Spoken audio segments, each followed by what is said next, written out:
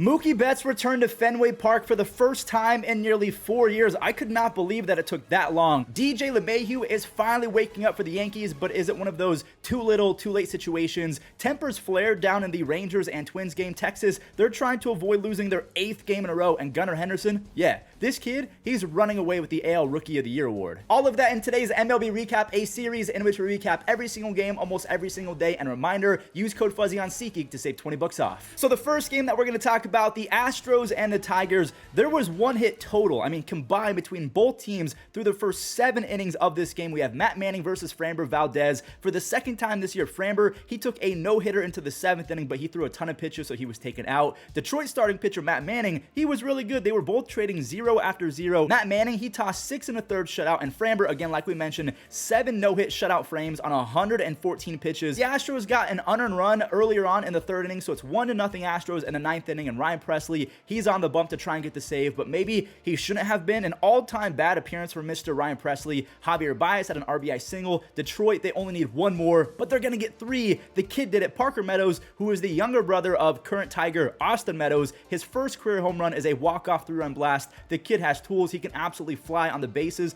and defensively, he's pretty good as well. Okay, so now we got to find the Mariners game, because if they win this game, they'll be ahead of the Astros in the AL West standings. JP Crawford, he put the Mariners up 1 on his 11th home run, and Cal Raleigh, he made it 2-0, only to have the Royals fight right back. The Royals, they went up 1 run after a 3-run 2nd inning, and then Eugenio Suarez, he stole back the momentum in the 4th inning. His 2-run single got them their lead back, and he came up clutch again after this 2-run home run from Kyle Isbell. I'm only going to talk about this because he went to UNLV, a college that I went to, so it feels kind of close to home. But like I said, Eugenio Suarez, he doubled in another. He had 3 RBIs, and Seattle, they take this one after Andres Munoz notched his 9th save of the year. By the way, Eugenio Suarez, he's almost hitting 300 with 18 RBIs in the month of August. So we just saw the Mariners leapfrog the Astros for 2nd place, and it's about to get even crazier, because if Texas loses this game, their 8th loss in a row, they'll lose sole possession of 1st place, and they'll actually be tied with the Mariners, and that right there, that's the ball game. Matt Wallner, he laced a huge base-clearing triple early on. The dude has a very impressive 136 OPS plus.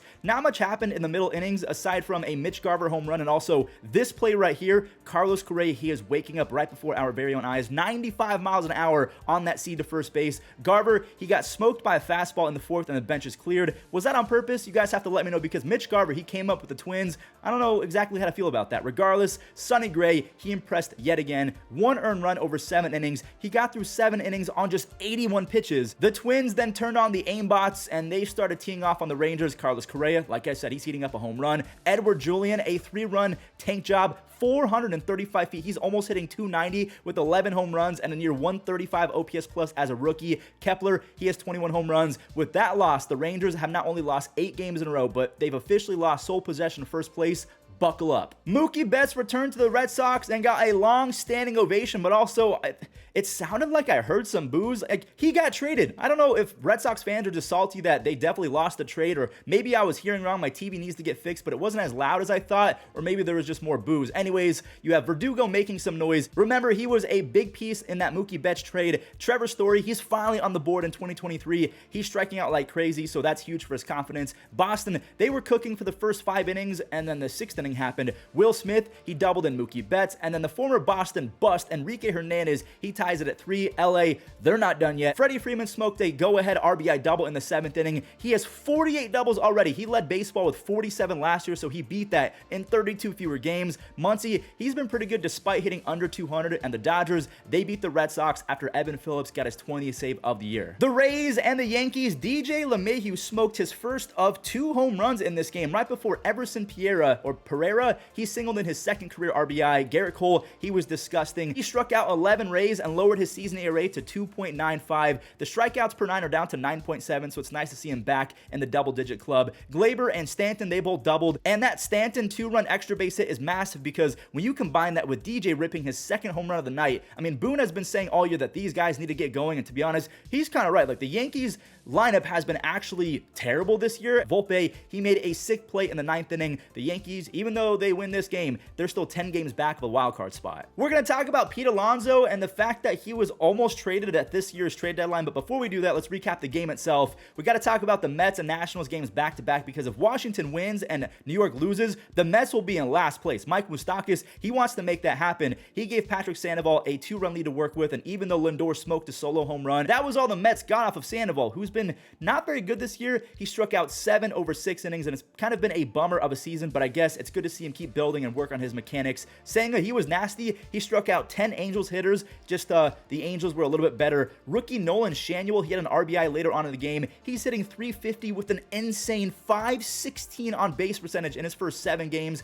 Carlos Estevez, he struck out 2 for his 27 save. Now, reports have recently surfaced that Pete Alonso, he was on the trading block. Like Milwaukee, they basically had a trade in place, but they ended up going with Carlos Santana. But yeah, Pete Alonso, he was nearly a Brewer. He's a free agent in 2025, and he's 100% going to be getting $20+ million a season, but he's going to be 30 years old in 2025. So if you were Steve Cohen and the Mets, would you trade Pete Alonso for some capital, or would you give him a ton of money in 2025? I just was made aware probably about 3 minutes ago. For me, I love representing this organization. I love being a Met. I mean, I don't know what the future holds, but right now, like, I'm a Met, and I love being a Met. Take pride in putting on the jersey every day and representing the city of New York. Again, if the Nationals win this game, they will no longer be in last place in the NL East, and that was not on my 2023 bingo card. I don't know about you guys. We're going to skip to the 6th inning because Carter Kieboom, he took out all of his frustrations on that baseball. He's basically been labeled a bust. He could not hang with the big dogs. That thing was torched. Washington starting pitcher Joan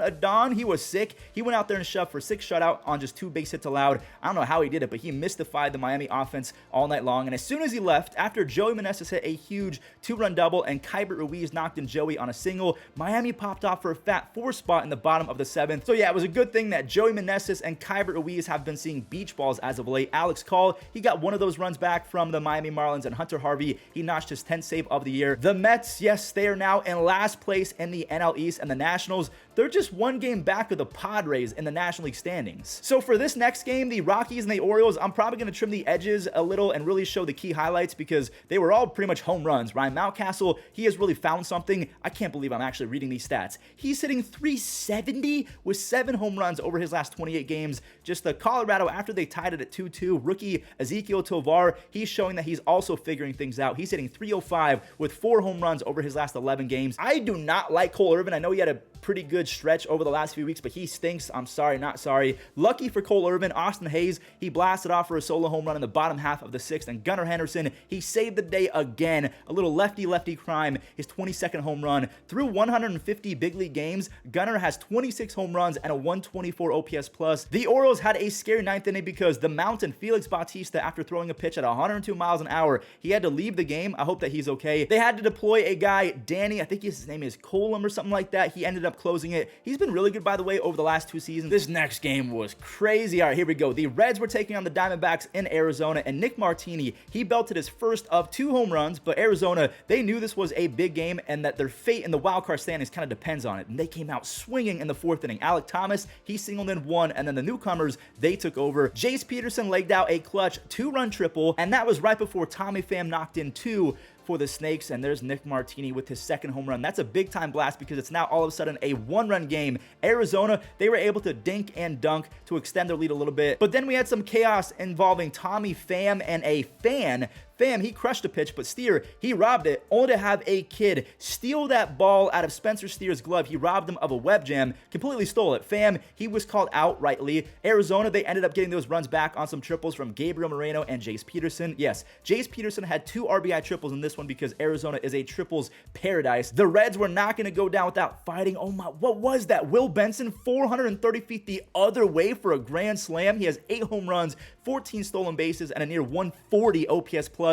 Ginkel, he came in for the save. Arizona, they've won 6 games in a row. Milwaukee is also going for their 6th win in a row, and they're going to get it because the Padres are just embarrassing right now, to be honest. Darvish, he allowed RBI singles to both William Contreras and Willy Adames. And don't forget that 3-run missile to Rowdy Tellez. That's Rowdy's first home run in 3 months. Brandon Woodruff, he gave up a home run to Machado, but that was it for him. Just an absolutely dominant performance for Brandon Woodruff. 6 innings, 3 base hits, 11 punch-outs. The Brewers are firing on all cylinders right now. Adames and Tellez, they made it 7 runs, and again, not gonna lie, this Milwaukee team is looking terrifying. They have offense, starting pitching, bullpen, and veterans. That's all you need to win a World Series. The Cubs took on the Pirates, but Mitch Keller got all of the run support he needed early on in the first inning. 2 runs on 2 RBI groundouts. That was all that he needed. He's been the most confusing pitcher I think I've ever seen. He throws a 100-mile-per-hour sinker sometimes. He has some of the best spin I've ever seen on off-speed pitches, but he cannot locate and put it together over a full season. But in this one, everything clicked. 8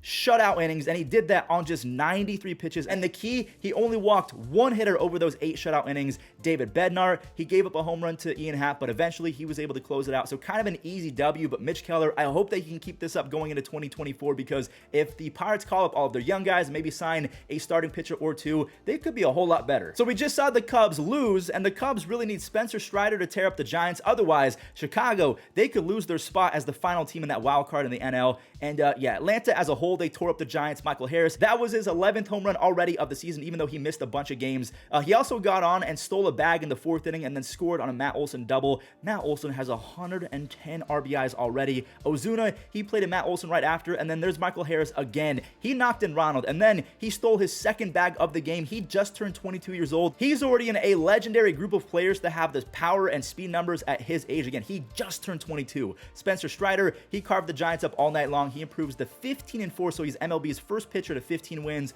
Over his last 3 starts, he's allowed just 1 run and 7 hits combined over 21 innings. This Braves team is stupid. Paul Goldschmidt got it going early against the Phillies, but that was literally all the Cardinals can muster off of Christopher Sanchez of the Phillies. Garrett Stubbs, he tied it on 1 swing. His 2-run double in the second was right before Schwarber had an RBI double of his own. Christopher Sanchez, he threw 5 shutout after that first inning tater to Goldie. He struck out 6, did not walk anyone, so he's coming out of nowhere to join that rotation. Alec Boehm, he had a moonshot, and I mean it, 445 feet. Schwarber, he couldn't quite match Boehm, but that's his 35th home run. Castellanos, he has 31 doubles on the season now after the RBI 2-bagger. Very quietly, he is 3rd in doubles since 2014, so he's been doing this for a long time. He's just behind Mookie Betts and Freddie Freeman. So we just saw the Phillies hit a few home runs while their young starting pitcher allowed 2 runs over 6, and Cleveland said, hey, we can do that too. Bo Naylor, he ripped a pitch way inside. He somehow was able to get that ball to leave. Ramon Laureano, he teed off as well. Miles Straw should never play ever again. I'm sorry, not sorry. Ramon, he doubled in another RBI right before Vladdy. He finally pulled a pitch. That's his first home run in 17 games. So Tanner Bybee of the Guardians, he had 2 mistake pitches all night long, a home run to Springer and Vladdy. His fastball and curveball mix is nasty. He's going to improve to 10-3 with a 3 ERA as a rookie. Andres Jimenez, he lifted a home run, his 12th. Emmanuel Clase, he wrapped up his 34th save. He finally doesn't look like he's stressed out there. It's crazy that Cleveland can win more ball games more often when they hit home runs instead of relying on singles and stolen bases. So yeah, Guardians, please do more of the home run stuff. The White Sox and the A's, rookie Lawrence Butler, he got the party started with an RBI single, and after a 2-run single from rookie Ryan Noda, rookie Zach Geloff doubled in another. So many rookies on this A squad. The White Sox, they fought back a little, but like Nick Gallen, he kind of took over. Yes, the short king, the 5'8" prince with a career 59 OPS plus. He had an RBI single in the 4th, a 2-run single in the 5th, and would you look at that? A home run. The kid is literally fighting for his job right now. He's been useless offensively, and Oakland, they have some dudes in AAA like Darryl Hernandez. But speaking of dudes, Ryan Noda, he's a dude. 12 home runs and 63 walks despite missing 34 games. He has an insane 385 on base percentage. He is the embodiment of Moneyball, and the A's, I just want to say this, even though they won this game, they were eliminated from playoff contention a few days ago, so their season's over, but look at them still winning games. It still kind of blows my mind that the Rangers are now on the wild card portion of the standings. So the Rangers and the Mariners are tied for the 2nd place spot in the wild card. The Astros are 1 game back. The Jays and the Red Sox, they all lost yesterday. The National League, you have the Cubs at the 3rd place spot right now. The Diamondbacks, because they've won 6 in a row, they're at the 2nd place spot. They're 9-1 over their last 10. The Giants and the Reds are tied at 1 game back, and the Marlins, they got to get it going. They're 2.5 games back. And same with the Padres, they're 6.5 games back, 1 game ahead of the Nationals. I have a lot of errands to run, so that's going to do it for today's recap. No immaculate grid. I hope that you guys enjoyed. Leave a like, subscribe, do all that crazy YouTube stuff, and I'll catch you in the next one.